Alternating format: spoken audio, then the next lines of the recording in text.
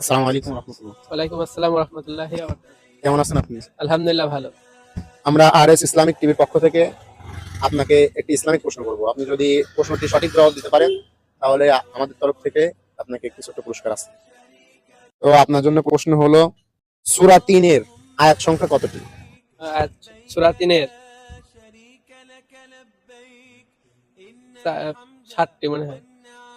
একটু ভাই চিন্তা উত্তর দেন। অপশন দেব। দেন অপশন দেন। এর জন্য অপশন হলো ক ৬টি, খ ৮টি, গ ১০টি, ঘ ১২টি। ১২টি। আপনি কনফার্ম? কনফার্ম ১২টি। ১২টি। আপনার উত্তরটি ভুল হয়েছে। উত্তর হবে খ ৮টি। কয়টি? ৮টি। ৮টি।